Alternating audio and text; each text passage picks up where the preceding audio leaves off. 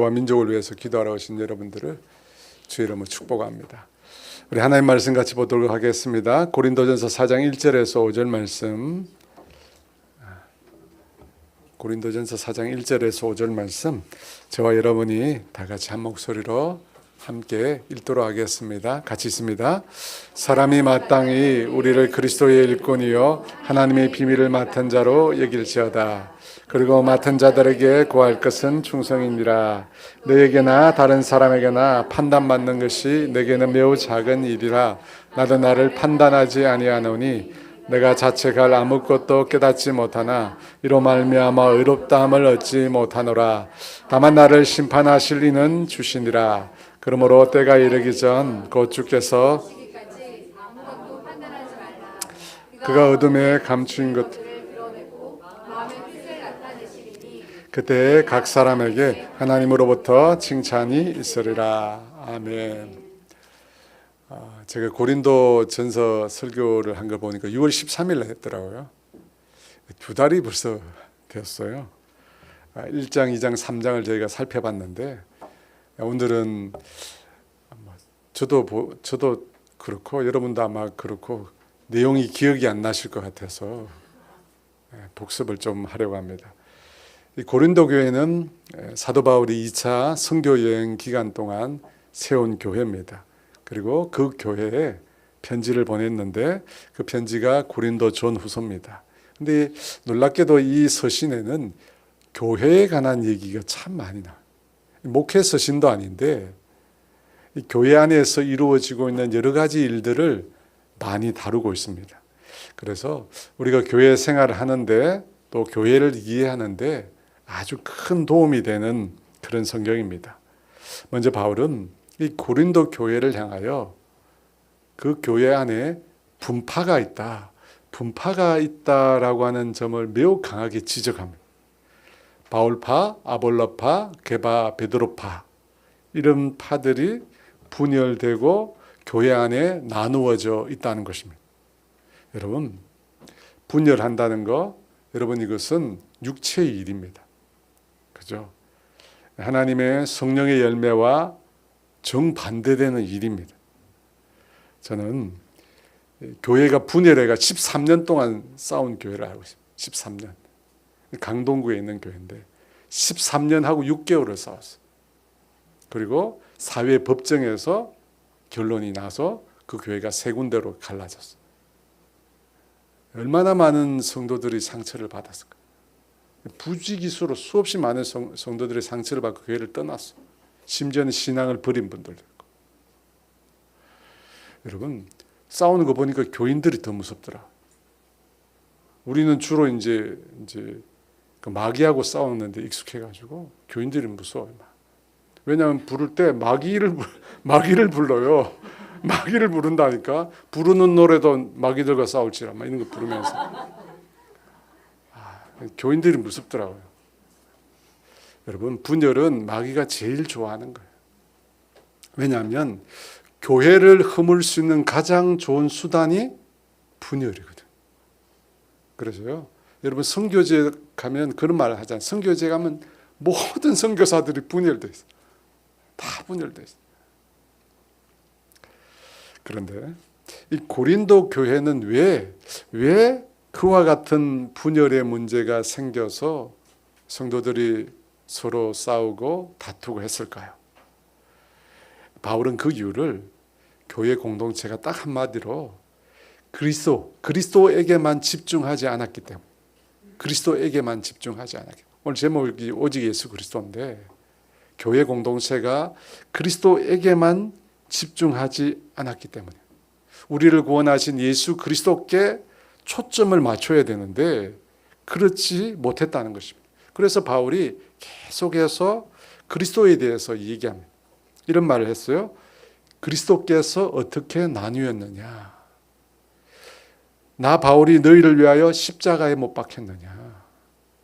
너희가 나 바울의 이름으로 세례를 받았느냐. 그렇지 않다는 겁니다. 그 모든 것들이 그리스도께서 하신 거예요. 그리스도께서 우리 인생을 위하여 십자가에 돌아가신 거예요. 그 희생으로 우리가 구원을 얻은 겁니다. 그리스도께서 하신 거예요. 그래서 그리스도를 강조해야 돼요. 그리스도를. 그런데 그리스도 대신 사람을 강조. 그리스도 대신 사역자를 강조. 그리스도 대신 또 다른 사람들을 강조. 그래서 교회가 쪼개진 거예요. 당시 고린도 사회는 헬라 사회잖아요. 지혜를 강조했습니다. 근데 바울은 그 지혜라는 단어를 가지고 와서 세상의 지혜와 도무지 비교할 수 없는 하나님의 지혜를 말했어요. 여러분, 하나님의 지혜가 뭐죠? 방금 제가 신나게 얘기한 하나님 지혜가 뭐죠? 그리스도입니다. 예수 그리스도가 하나님의 지혜예요. 여러분, 하나님의 지혜는 참된 지혜입니다. 왜냐하면 하나님의 지혜는 구원의 길이 있거든요. 하나님의 지혜는 구원의 길이 있어요. 죄와 죽음에 매여서 비참하게 죽을 수밖에 없는 인생에게 구원의 길, 참된 지혜의 길, 그것이 하나님께 있습니다. 그런데 그 하나님의 지혜는 누구를 통해서 옵니까? 오직 예수 그리스도. 성경은 분명히 이야기합니다. 다른 이름으로는 구원받을 만한 다른 이름을 우리에게 주신 일이 없다. 오직 예수 그리스도. 예수 그리스도만이 유일한 하나님의 길입니다. 그래서 우리가 구해야 될 하나님의 지혜는 예수 그리스도입니다. 예전에 김중곤이라고 하는 목사님이 계셨습니다. 아마 오래되신 분들은 다 아실 건데요. CCC를 창설하신 분이죠. 근데 그분은 수련회 가면 꼭 첫째 날 저녁에 설교를 하는데 설교 내용이 거의 같아요. 매년 설교 내용이 거의 똑같아요. 근데 그 설교 중에 그 목사님이 늘 반복해서 하시는 게 있는데 백문일답이라고 하는 걸 하세요. 100가지 질문을 던지면서 답은 뭐라고요? 한 가지. 뭐 다 내용을 할 수 없지만요. 제가 오늘 적어왔습니다. 제가 선창을 하니까 여러분 뒤에 걸 하셔야 돼요. 아시겠죠? 우리 생의 주인은 누구입니까? 예수 그리스도. 우리 삶의 이유가 무엇입니까? 예수 그리스도. 어떻게 하면 죄 사함을 받습니까? 예수 그리스도. 영원한 생명을 어떻게 얻을 수 있습니까? 예수 그리스도. 어떻게 미움을 사랑으로 바꿀 수 있습니까? 예수 그리스도. 어떻게 절망에서 소망이 생길 수 있습니까? 예수 그리스도.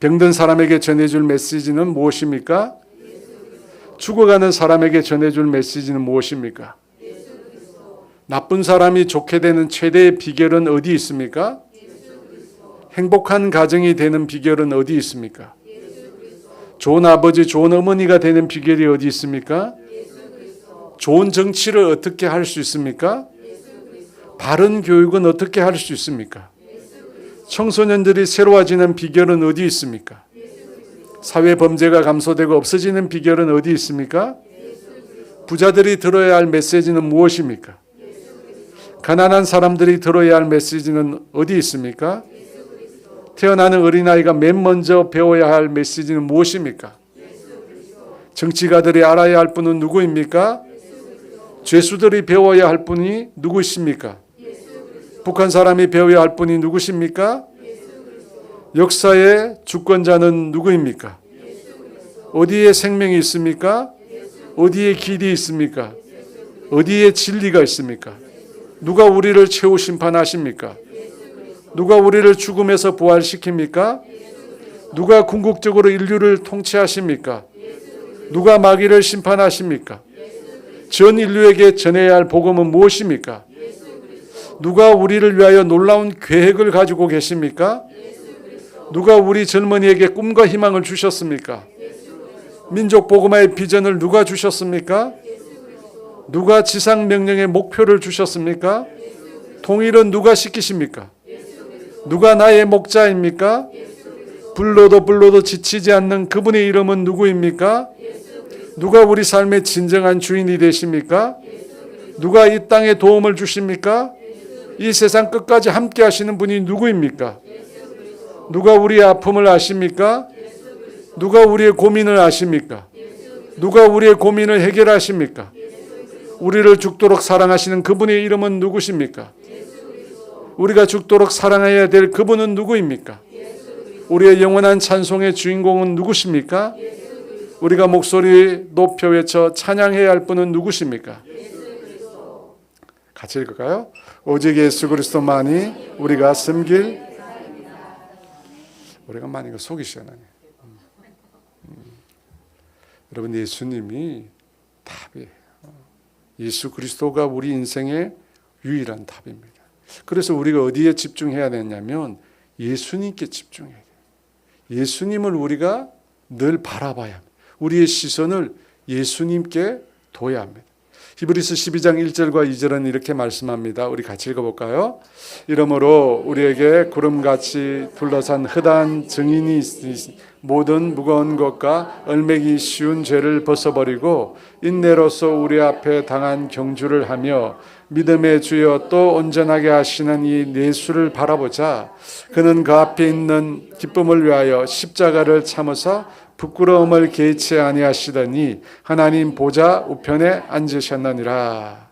아멘. 모든 무거운 것과 얼매기 쉬운 죄를 벗어버리고 인내로서 우리 앞에 놓여진 경주를 한다고 했어요. 여러분, 철로 역정이잖아요. 우리 앞에 놓여 있는 경주를 우리가 해야 합니다. 그때 어떻게 하라고요? 믿음의 주여 또 온전하게 하시는 이인 예수를 바라보자. 예수님을 바라봐야 돼. 우리 각 개인이 늘 예수님을 바라봐요.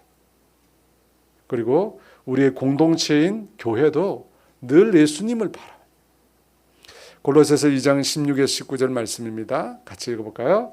그러므로 먹고 마시는 것과 절기나 주하루나 안식일을 이유로 누구든지 너희를 비판하지 못하게 하라. 이것들은 장래일의 그림자이나 몸은 그리스도의 것이니라. 계속 있습니다. 아무도 꾸며낸 겸손과 천사 숭배를 이유로 너희를 정죄하지 못하게 하라. 그가 그 본 것에 의지하여 그 육신의 생각을 따라 헛되이 과장하고 머리를 붙들지 아니하는지라. 온몸이 머리로 말미암아 마디와 힘줄로 공급함을 받고 연합하여 하나님이 자라게 하심으로 자라느니라. 여러분, 예전 사람들은 머리가 근원이라 생각했어요. 머리에서 생명이 나온다고 했습니다. 우리가 누구를 붙들어야 된다고 나와 있습니까? 머리를 붙들어요. 머리이신 그리스도를 붙들어요. 여러분, 그리스도를 붙들 때 어떻게 된다고 합니까? 온몸이 머리로 말미암아 마디와 힘줄로 공급함을 받고 연합된다고 합니다. 여러분, 머리로부터 모든 성도들이 예수님을 붙들 때 우리가 힘을 얻는 거예요. 우리가 예수님을 붙들 때 시험에 들지 않는 겁니다. 예수님을 붙들 때 거짓에 넘어가지 않는 거예요. 문제는 그리스도를 붙들지 않는 거죠. 그렇기 때문에 문제가 생깁니다. 바울이 말하잖아요. 바울 자신이 너희를 위하여 십자가에서 죽었느냐고. 바울의 이름으로 너희가 세례를 받았느냐고. 아니잖아요. 우리가 그리스도를 바라봐야 되는데 그리스도를 통해서 우리에게 구원이 임했잖아요. 그리스도를 바라보고 그리스도를 붙들어야 돼요. 저와 여러분이 그리스도를 붙들기를 원합니다. 붙들어야 돼요. 그리스도를 붙들어야 돼요.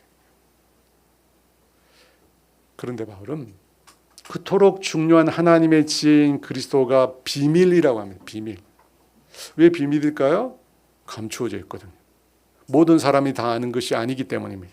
설령 믿고자 한다고 애써도 믿을 수 있는 게 아니기 때문입니다. 창세로부터 하나님께서 감추어 놓으셨어요.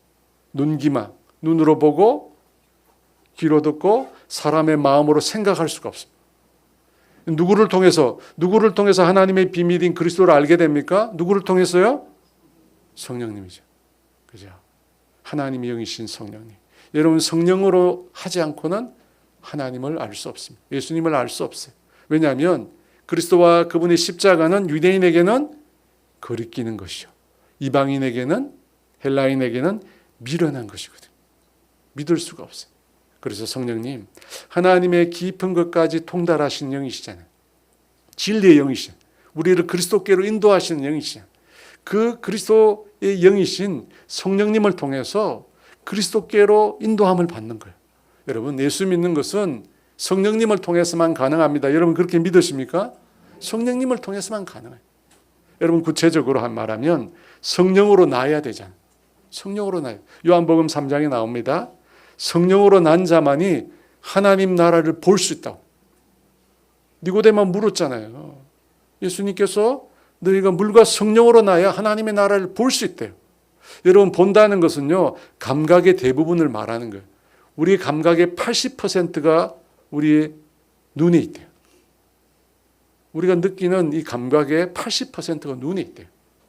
여러분 성령으로 난 자만이 하나님 나라를 볼 수 있어요. 하나님이 행하시는 일을 볼 수 있어요. 하나님의 역사를 볼 수 있어요. 성령으로 난 자만 감각한다는 거예요. 우리가 병이 나왔어요. 기도 응답을 받았어요. 그때 예수 믿는 사람은 뭐라고 얘기해요? 하나님께서 행하셨다. 하나님께서 은혜를 베푸셨다. 왜 그런 얘기를 합니까? 우리는 그렇게 느끼거든요. 여러분 그렇게 느끼지 않으세요? 우연히 됐다고 생각해요? 웃자다가 됐다고 생각하세요? 그렇지 않다. 우리는 하나님이 행하셨다고 믿습니다. 하나님이 이루셨다고 믿습니다. 여러분 왜 그렇죠? 성령으로 난 자는 하나님 나라를 감각할 수 있기 때문에 하나님 나라를 느낄 수 있는 거예요. 하나님이 행하셨다고 내가 스스로 느낄 수 있는 거예요. 그래서 그렇게 고백하는 거예요. 하나님이 행하셨다. 이처럼 여러분 성령으로 나야 돼요.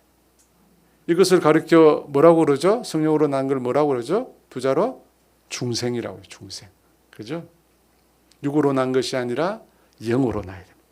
그런데 영은 눈에 보이지 않잖아요. 그래서 성경에 무엇으로 비유를 했죠? 무엇으로 비유했죠? 바람으로 비유했죠. 바람은 보이지 않습니다. 하지만 바람의 존재를 우리가 피부로 느낍니다. 그렇게 했기 때문에 성령으로 난 것도 마찬가지. 바람과 같아요. 눈에 보이진 않아요. 여러분 거듭난 게 눈에 보이세요? 옆에 사람이 거듭났는지 안 났는지 보이세요? 한번 봐보세요. 거듭났는지 안 났는지. 보이세요? 안 보이잖아요. 그런데 느낄 수 있어요. 볼 수가 있어요. 왜? 성령으로 났기 때문에. 여러분 그래서 이 성령으로 난 것을 신비라고 그래요. 신비. 사람의 영역이 아니라 하나님의 영역. 여러분 그렇게 성령으로 나야지 뭐가 보인다고요? 예수님이 보이는 거예요. 성령으로 나야지 하나님이 행하시는 일이 보이는 거예요. 성령으로 나야지 하나님의 역사임을 인정하는 거예요. 그뿐만 아니라 우리가 그리스도를 전파할 때도 무엇으로 해야 합니까? 성령으로 해야 돼요. 사도 바울이 이야기하잖아요. 말과 사람의 지혜로 하지 않고 무엇으로 한다고요? 성령으로. 성령의 나타남과 능력으로 한다. 여러분 복음은 절대 사람의 뛰어난 지혜와 언변으로 되지 않습니다. 오직 하나님의 능력. 여러분 그렇게 하나님의 능력으로 할 때만 인간이 가지고 있는 벽이 있어요. 벽. 이성의 벽. 그죠? 자기 사고의 벽. 여러분 이것이 사람의 노력으로 깨뜨려지지 않습니다. 성령으로 행할 때만 그 일이 가능합니다. 고린도후서 10장 4절과 5절에 이렇게 말씀하고 있어요. 우리 같이 읽어볼까요?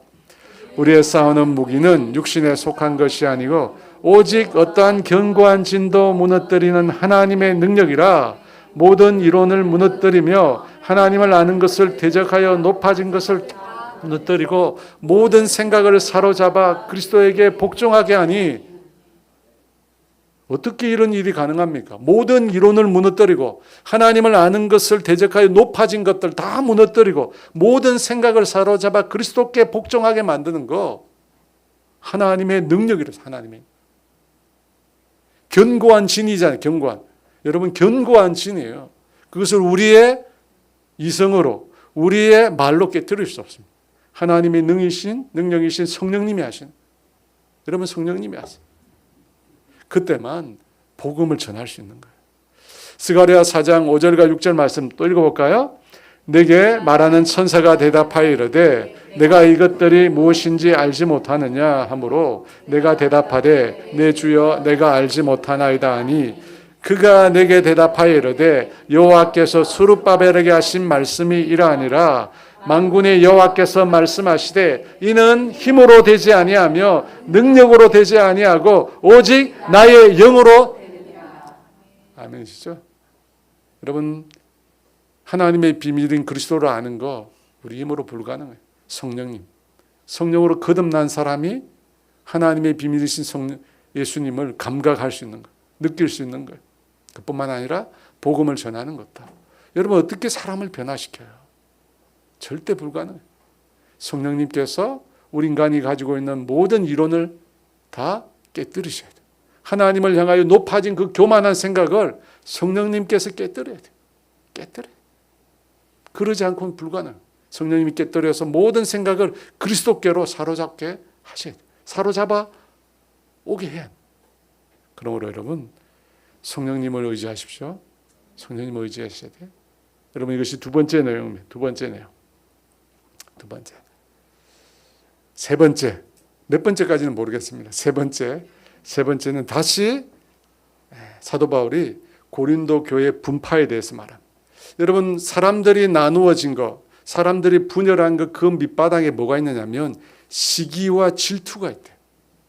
시기와 질투하는 마음이 있기에 나누어지고 분열하는 겁니다. 그리스도만 붙잡아야 되는데 사람들이 그렇지 못하고 인간적인 요소, 바울을 향하여 처음 교회를 개척한 목사다. 사도 바울이야말로 처음 교회를 개척한 목사다. 아볼로를 향하여 가르침이 너무너무 탁월하다. 너무 가르침이 탁월하다. 베드로를 향하여 영적으로 신비롭다. 여러분 이런 사역자들의 인간적인 요소를 붙잡았기 때문에 교회가 분열한 거예요. 그리스도를 붙잡아야 되는데 각 사역자들이 행한 그 인간적인 능력을 붙잡은 거예요. 여러분 사도 바울은 교회를 분열을 시키는 일을 아주 심각한 죄로 봤어요. 왜 그렇죠? 그 교회가 누구의 교회이기 때문이에요? 주님의 교회거든요. 주님이 피로 값주고 사신 교회이기 때문에 교회를 분열시키는 것을 주님이 가만두시지 않는데 성경에 보니까 멸하신다고요. 멸하신다. 예전에 제가 잘 알고 있는 한 집사님이 있는데 교회 일을 너무 열심히 하는 거예요. 이분이 교회를 너무 열심히 해요. 교회에서 부르는 데는 다 이분이 가 있어요. 전도하는 데 가 있고 또 힘든 일, 청소하는 일, 선교하는 일 가면 다 이분이 있어요. 근데 이분이 특징이 뭐냐면 군말이 없어요. 군말이 없습니다. 누가 자신에게 관심을 주지 않아도 수고했다고 말해주지 않아도 이분이 자기 돈을 내어가면서 너무 열심히 일하는 거예요. 열심히 교회 일을 하는 거예요. 예배 드릴 때 맨 앞에 앉아 있습니다.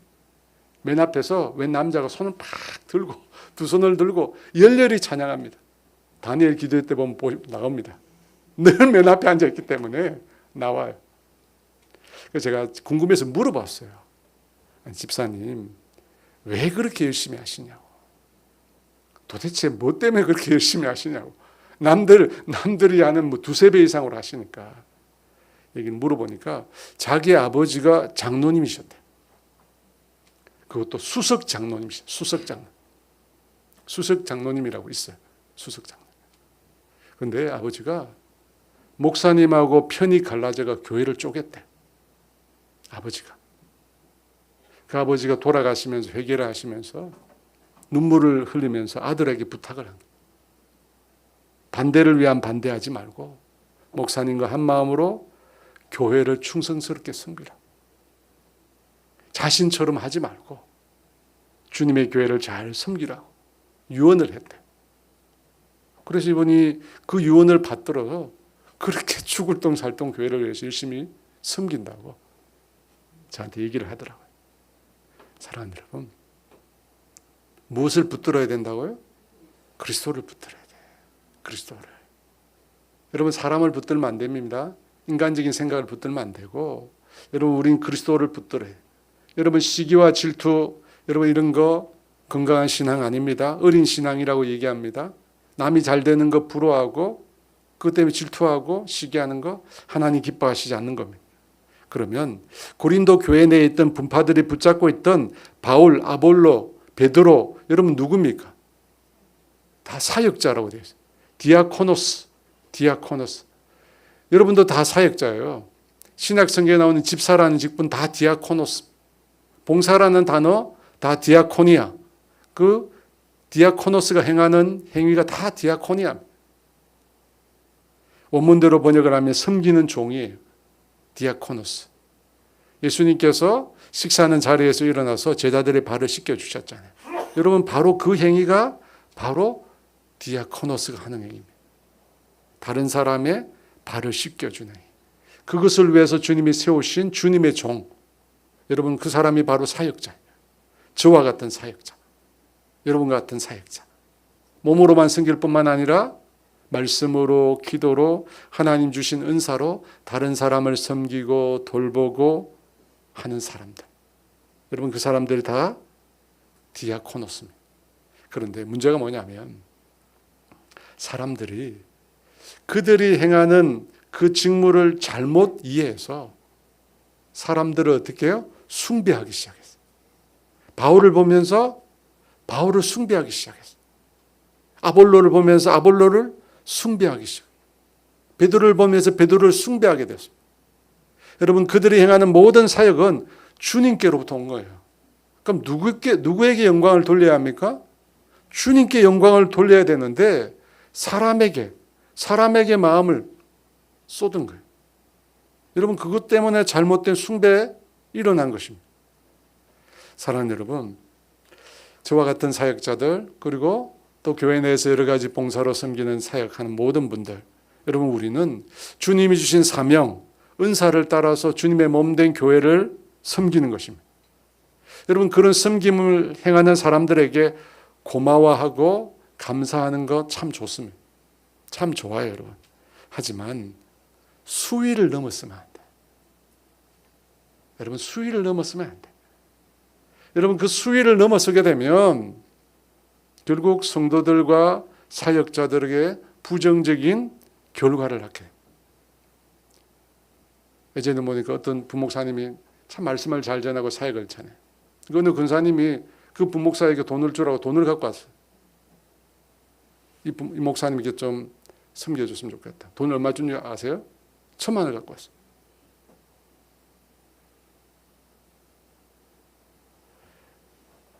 여러분, 수위를 잘 지켜야 돼요. 두 가지 부정적인 결과가 있겠죠. 하나는 사역자를 하대하는 것. 사역자를 하대하는 교회가 많습니다. 어떤 젊은이가 그래요. 목사님하고 같이 사역하는 어떤 젊은이가 목사님 보고 그런 얘기를 합니다. 그래도 목사님은 돈 받고 하시잖아요. 같이 사역하는데 목사님은 사례를 받는데요. 그래서 목사님이 그럼 너도 돈 받고 목사할래?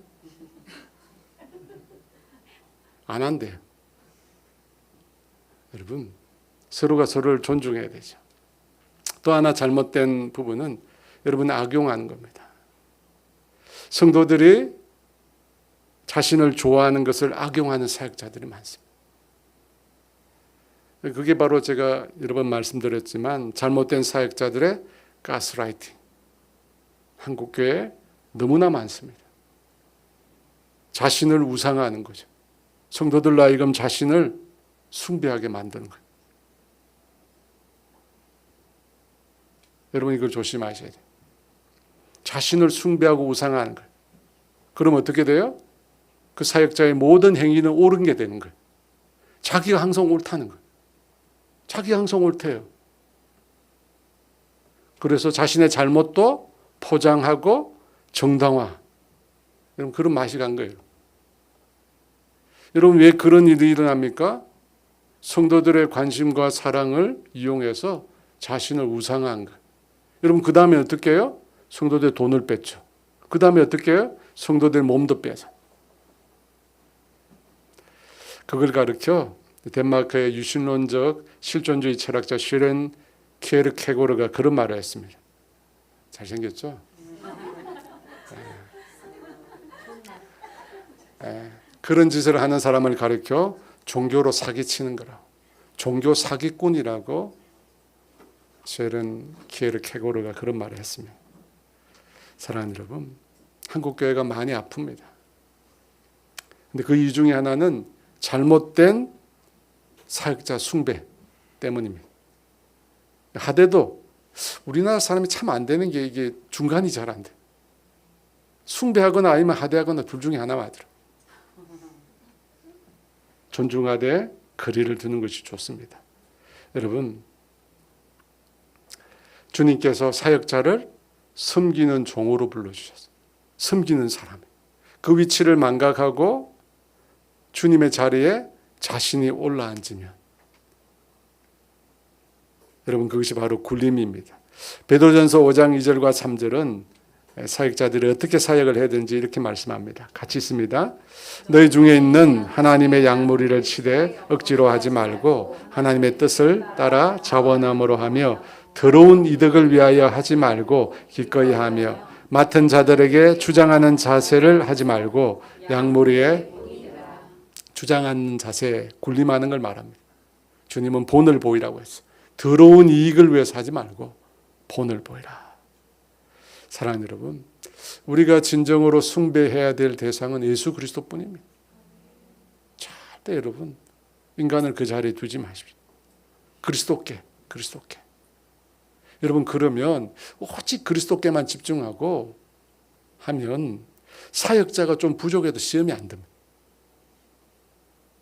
그런데 많은 성도들이 사역자들을 예수님 보듯 하거든요. 그럼 실수하면 어떻게 돼요? 시험에 들죠. 지나치게 기대하면 여러분 시험에 듭니다. 우리가 집중하고 우리가 온전히 바라봐야 될 상은 예수님 뿐이에요. 사람은 다 허물이 있어요. 사람은 까놓으면요 다 부족함이 있어요. 연약함이 있어요. 절대 문제없는 사람 아무도 없습니다. 다 문제 있습니다. 그러므로 그리스도께 여러분 집중하세요. 오직 예수 그리스도께. 예수 그리스도께 드려야 될 기대를 사람에게 갖지 마십시오. 그러면 시험에 들어. 모든 사역은 여러분 그리스도를 기초로 해야 돼요. 기초. 그리스도. 한때 유행했던 광고가 있습니다. 혹시 이거 아세요? 뭐죠? 0 플러스 1은 100. 이게 뭐죠? 그 다음에 100 마이너스 1은 제로입니다. 아무도 모르세요? 여기서 1은 주님을 가리킵니다. 그죠? 주님을 가리킵니다. 100은 완전수로 최고를 가리킵니다. 그래서 0 플러스 1이 100이 되는 것은 내 인생에 주님이 계시면, 그죠? 0 플러스 1이라도 나는 어떻게 된다고요? 100이 된다는 거예요. 반대로 이 세상에서 성공해서 내가 100을 가졌어도 주님이 없으면 나는 제로라. 무가치한 거예요. 그래서 여러분, 우리는 철저히 그리스도 중심이어야 돼요. 예수 그리스도를 기초로 삼아야 돼요. 예수 그리스도. 여러분, 예수 그리스도를 우리 인생의 중심으로 삼아요. 기초로 삼아요. 그 예수 그리스도를 기초로 삼고 그 위에서 우리가 행하는 모든 일들, 그것을 성경은 가리켜서 집을 짓는다고 표현하고 있어요. 어떤 사람은 풀과 나무로 짓고 어떤 사람은 금과 은, 각종 보석으로 짐을 짓습니다. 그리고 짓는 것에 따라서 나중에 어떻게 되냐면 상을 받기도 하고 상을 받지 못하기도 합니다. 마지막 날에 주님이 테스트해 본대요. 예수 그리스도를 기초로 해서 집을 지었는데 그걸 마지막 날에 주님이 테스트해 보는데 불로 테스트를 합니다. 그때 다 타서 없어져 버리는 집이 있고 반면에 영원히 불타지 않는 집이 있습니다. 영원히 불타지 않는 집. 저와 여러분 짓기를 원합니다.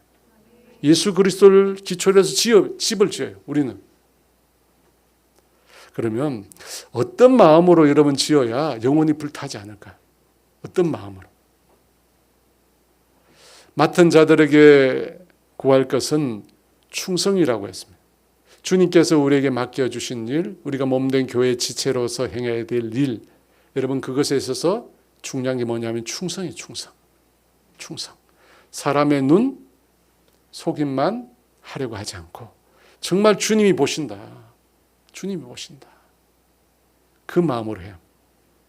또 최선을 다하지만 내가 한 일에 대해서 자랑하지 말아요. 그죠? 왜 자랑하지 말아야 합니까? 목사님, 제가 이번 여름 수련회 정말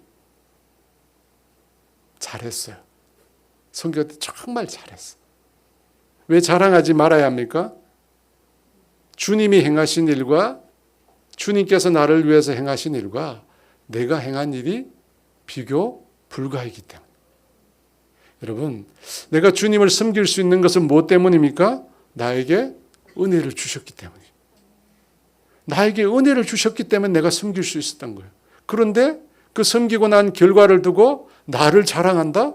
말이 안 되잖아요. 은혜를 주셔서 섬길 수 있었는데 섬기고 나서 주님은 없고 나 자신을 자랑하는 건 말이 안 되잖아요. 디모데 전서 1장 12, 14절에 바울이 이런 말을 했습니다. 같이 읽어볼까요?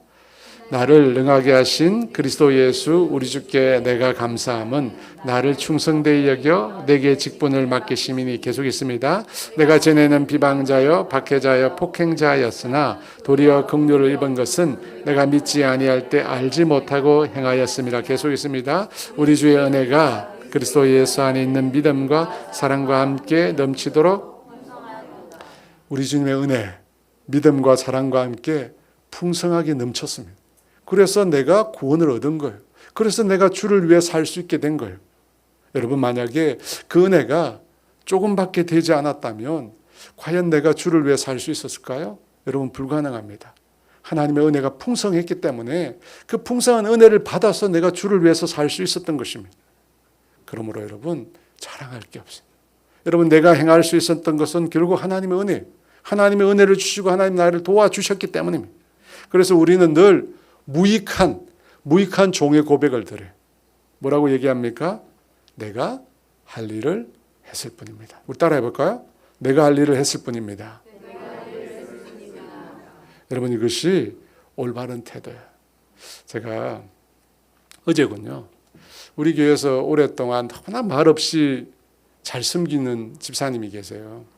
그래서 제가 그분한테 너무 감사하다고, 이렇게 다 잘 섬겨주셔서 제가 무엇으로 보답해야 될지 모르겠다고 했으니까 그분이 아니래요.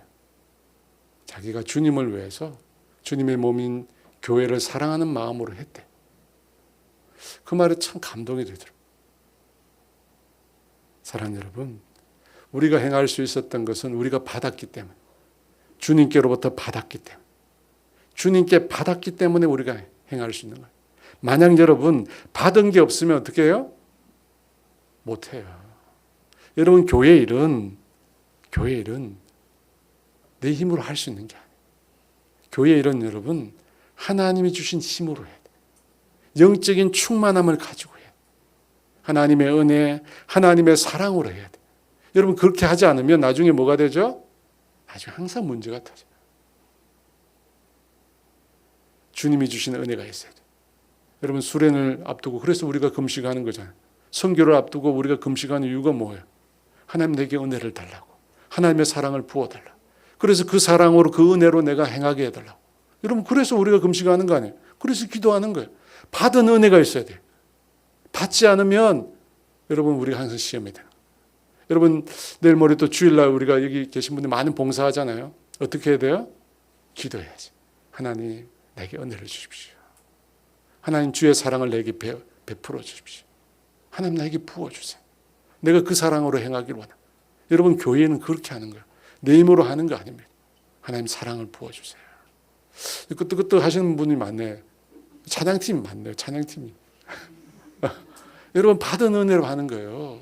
그래서 준비하지 않고 나가면 항상 시험에 드는 거예요. 절대 그렇게 할 수 없어요. 저도 이 자리에 서기 위해서 온 내내 기도하는 거잖아요. 받은 은혜가 있어야 하는 거예요. 받은 사랑이 있어야 하는 거예요. 그렇게 되기를 주의 이름으로 축원합니다. 여러분, 우리가 무익한 종의 고백을 드려야 되는 이유 중에 또 하나는 우리의 마음이 쉽게 교만해지기 때문에. 우리의 본성이 뭡니까? 자기가 행한 일을 자랑하고 싶습니다. 여러분, 그 마음이 강해요. 내가 하고 있는 거 이건 누가 좀 봐줬으면 좋겠다. 아무도 안 보지만 자기 혼자 일하면서도 누가 좀 봐줬으면 좋겠다, 이런 마음이 있어요. 다 있잖아요. 숨기지 않다. 다 있어요. 근데 그런 마음을 가지면 시험에 잘 빠져요. 아무도 안 보거든, 사실은. 아무도 안 보죠. 그래서 바리새인들이 시장에 가서 기도한 거 아니에요. 봐달라고. 여러분, 남이 나를 알아봐 달라는 그 마음, 여러분, 그 마음이 바로 영적으로 병드는 통로예요. 통로라니까, 여러분. 여러분, 우리가 행하는 모든 것들은 주님을 위해서 하는 겁니다. 아멘이세요? 주님께 집중하는 거예요. 주님께 드리는 겁니다. 포커스를 여러분 사람에게 두지 마세요. 주님께 드려요. 여러분, 우리가 행할 수 있는 모든 것 주님이 주셨기 때문에 할 수 있습니다. 우리는 수원지에서 물이 흘러올 때 물을 흘러보내는 수도관이에요. 그죠? 우린 수도관이라니까. 우리는 물이 아닙니다. 사람을 살릴 수 있는 물이 아니에요. 우리는 수도관이에요. 근데 자꾸만 이 수도관이 물이 되려고 그래요. 아니, 수도관인데 흘러보내는 역할밖에 못하는데 자꾸 내가 물인 것처럼. 그러면 타락하는 거예요. 여러분, 도구로 통로로 만족하세요. 도구로 통로로 만족하라니까요. 내가 하나님의 은혜를 흘러보낸 것으로, 흘러보내서 누군가 위로를 얻고 하나님께 더 가까이 나아가고 하나님의 사랑을 더 깊이 체험하고 그걸로 만족하시라니까. 바울이 고백한 것처럼 아무것도 아닙니다. 뿌리는 자, 물 주는 자가 아무것도 아니고 자라게 하시는 주님만 하나님만 자라. 여러분, 그게 불타지 않는 집을 짓는 거예요. 딴 거는 다 불탄다니까요, 여러분. 나를 위해서 한 일, 내 자랑을 위해서 한 일, 주님 말씀하셨잖아요. 바리새인, 너희 상을 이미 받았다. 남는 게 없어요, 그러면. 주님 앞에 가서 남는 게 없다니까요. 너희 상을 이미 받았다고 주님 말씀하시잖아요. 남에게 보이려고 한 것들.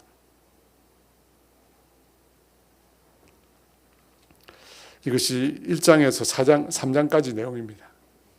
다섯 번째, 고린도전서 4장 1절과 2절 말씀 우리 같이 읽어볼까요? 사람이 마땅히 일꾼이요 하나님의 비밀을 맡은 자로 여길지니라. 그리고 맡은 자들에게 구할 것은 충성이니라. 여러분, 예수를 믿는 우리 성도들, 사역자들은 그리스도의 일꾼입니다. 하나님의 비밀, 복음을 맡은 자입니다. 여러분, 이 말씀은 우리의 정체성을 규정하고 있습니다. 우리가 누구냐? 일꾼이라는 거예요. 비밀을 맡은 자, 심부름꾼이라는 거예요. 그러면 여러분, 심부름꾼에게 명령을 내리고 그가 내린 그 명령에 대해서 심부름꾼을 판단하는 분은 누구죠? 심부름꾼을 보낸 사람이에요.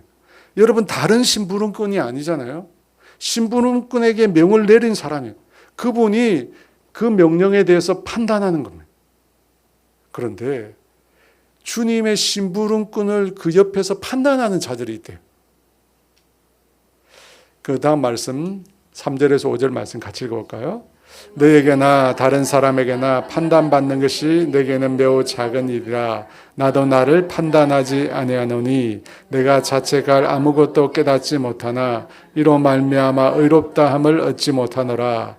다만 나를 심판하실 이는 주시니라. 그러므로 때가 이르기 전 곧 주께서 오시기까지 아무것도 판단하지 말라. 그가 어둠에 감추인 것들을 드러내고 마음의 뜻을 나타내시리니 그때 각 사람에게 하나님으로부터 칭찬이 있으리라.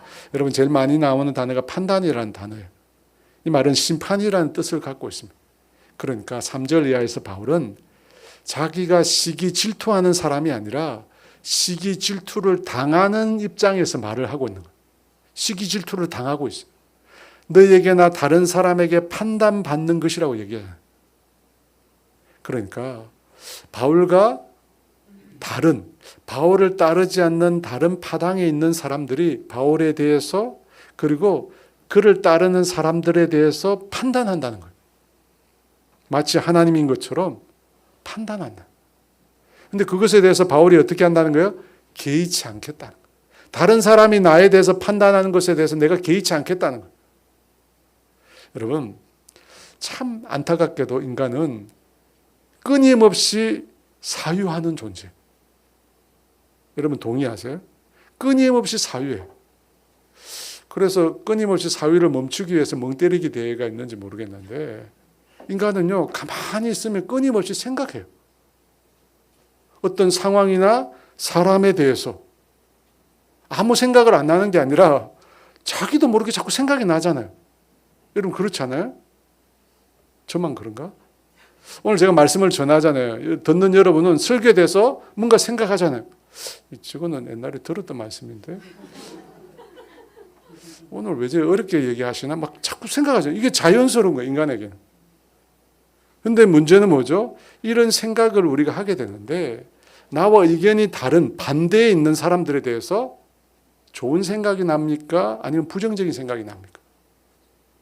부정적인 생각이 나잖아요. 그렇죠? 내가 평소에 감정이 안 좋은 사람이 앞에서 막 얘기를 해요. 아무리 좋은 얘기를 해도 내 안에는 부정적인 감정이 일어나죠. 그렇잖아요. 내 돈을 떼먹고 도망간 사람이 앞에서 아무리 좋은 얘기해도 속에서는 부글부글 하는 거죠. 왜 그렇죠? 그렇게 좋은 얘기를 하는데. 여러분 왜 그렇죠? 내 생각은 내 마음에서 나오거든. 그렇잖아요. 오염된 내 마음에서. 근데 여러분, 그런데 나에 대해서 생각하는 그 사람이 사실은 나에 대해서 시기하고 질투하는 사람이에요. 그러면 그 사람이 갖고 있는 생각이 어떨까요? 나에 대한 생각이 최악이겠죠. 나를 시기하고 질투하는 사람이에요. 나와 반대하는 사람이에요. 그 사람이 나에 대해서 품고 있는 생각이 뭔가? 결코 호의적인 생각일 수 없습니다. 없어요. 근데 여러분,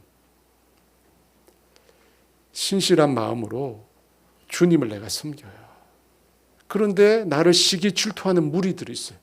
지금 고린도 교회 상황이 그거잖아요. 파당이 갈라져 있어요. 바울과 바울을 따르는 사람들에서 시기 질투 비판적으로 얘기해요. 그런 상황에서 여러분 교회 생활을 하는 거, 주님을 위해서 봉사하는 거 쉽겠어요? 사람들이 나를 자꾸 나쁘게 생각하는데 힘들잖아요. 여러분은 그런 상황이 없으세요? 그런 상황에 놓일 수 있잖아요. 저 사람 평소에 나를 별로 안 좋아하는 사람이야. 근데 그 앞에서 내가 뭐 교회 일을 하고 막 섬기려고 해봐요. 마음이 불편하잖아요. 그럼에도 바울은 어떻게 하라고 해요?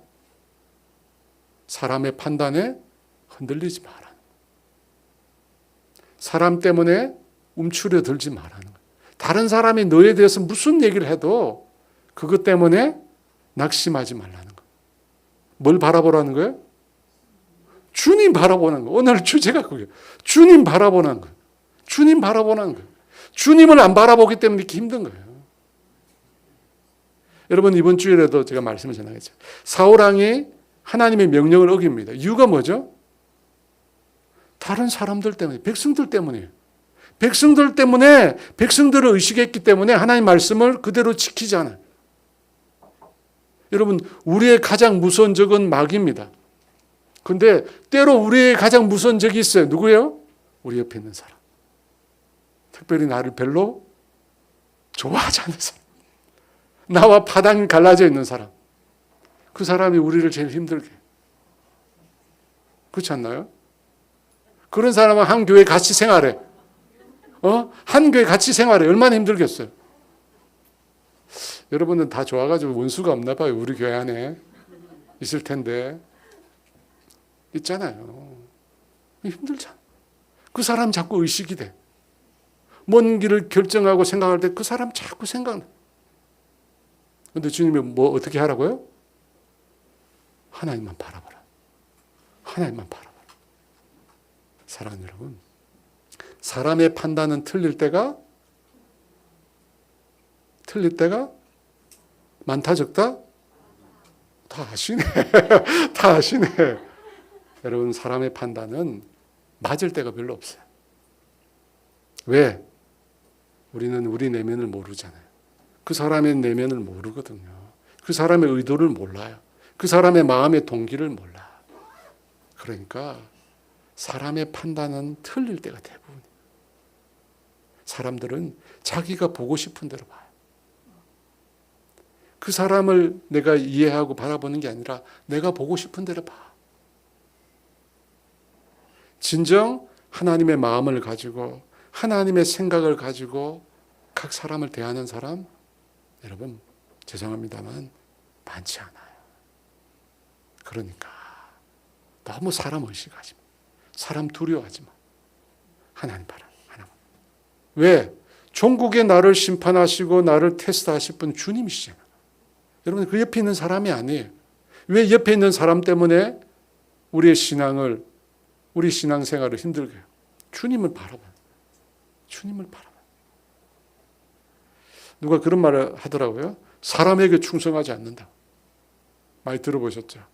그러니까 그 옆에 있는 사람이 또 어떤 사람이 자기는 사람에게 충성한대요. 근데 우리는 둘 다 아닙니다. 그죠? 우리는 주님께 충성해요. 뭐라고 해도 주님께. 오늘 말씀의 결론은 오직 예수 그리스도. 우리가 바라봐야 할 대상은 오직 예수 그리스도. 우리가 의지할 대상은 오직 예수 그리스도. 우리를 평가하고 심판하실 분도 오직 예수 그리스도. 그 주님만 바라보고 여러분 믿음의 삶을 경주하시기를 주 이름으로 축원합니다.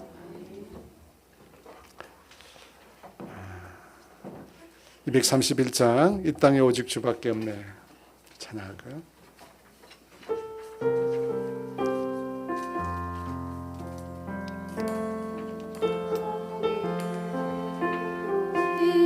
주밖에 없네. 그 무엇도 나를 채울 수 없네. 주님의 평안 내 안에 있네. 그 누구도 빼앗을 수 없네. 한번 더 할까요? 이 땅에 오직 땅에 오직 주밖에 없네. 그 무엇도 나를 채울 수 없네.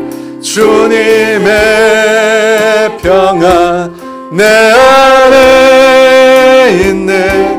그 누구도 빼앗을 수 없네. 세상은 변해가고 소망은 힘을 잃어도 변함없이 붙드시는 이 구원의 손길. 폭풍이 몰려와도 두려움 물러가네. 우리를 위해 싸우시는 이 손을 의지해. 이 땅에 오직 주밖에 없네. 그 무엇도 나를 채울 수 없네. 주님의 평안 내 안에 있네. 그 누구도 빼앗을 수 없네. 세상 어디에도 평안을 찾을 수 있나. 목숨까지 내어주신 그 좋은 사랑을 우리가 바래왔고 꿈꾸어왔던 미래가 그 한없는 사랑 안에서 열리고 있네. 이 땅에 오직 주밖에 없네. 그 무엇도 나를 채울 수 없네. 주님의 평안 내 안에 있네. 그 무엇도 빼앗을 수 없네. 나의 믿음 주께 있네. 십자가 능력이 내 영광 되었네. 주께서 우리를 승리케 하시네. 나의 능력 나의 소망 주께 있네. 나의 믿음 주께 있네. 십자가 능력이 내 영광 되었네. 주께서 우리를 승리케 하셨네. 나의 능력 나의 소망 주께 있네. 오직 예수 오직 예수 나의 믿음 십자가 능력 속에 빛나는 영광 내 모든 승리로 주님께 영광을 나의 능력 나의 소망 주께 있네 오직 예수 나의 믿음 십자가 능력 속에 빛나는 영광 내 모든 승리로 주님께 영광을 나의 능력 나의 소망 주께 있네. 사랑하는 여러분, 오늘 제 말씀을 들으면서 아니 목사님 사람을 변화시키도록 인생을 변화시키도록 말씀하셔야지 왜 그게 아니라 주님만 바라보라고 하시는가? 여러분 그렇게 애쓰고 노력해서 사람이 변화되든가요? 갈라지고 찢어져 있는 고린도 교회가 서로 으쌰으쌰 우리가 변해보자 하나 되어보자 될까요? 내가 20년 30년 같이 사는 내 옆에 사람도 내가 변화시키지 못해요. 내가 낳은 자식도 내가 변화시키지 못해요. 여러분 우리가 회복될 수 있고 우리가 달라질 수 있는 유일한 길은 주님 바라보는 거예요. 주님의 은혜를 보는 거예요. 주님의 사랑을 경험하는 거예요. 여러분 그걸 바라볼 때 내가 바뀌는 거예요. 여러분 주님이 원하시는 것은 항상 나로부터예요. 제발 남이 아닌 나로부터. 사랑하는 여러분 예수님께 집중하게 해달라. 예수님께 초점을 맞추게 해달라. 예수님 바라보면 구원의 은혜 감격이 다시금 회복되게 해달라. 주님만 바라보게 해달라. 우리 주에 치고 같이 기도합니다. 주여 할렐루야 할렐루야 아버지 주여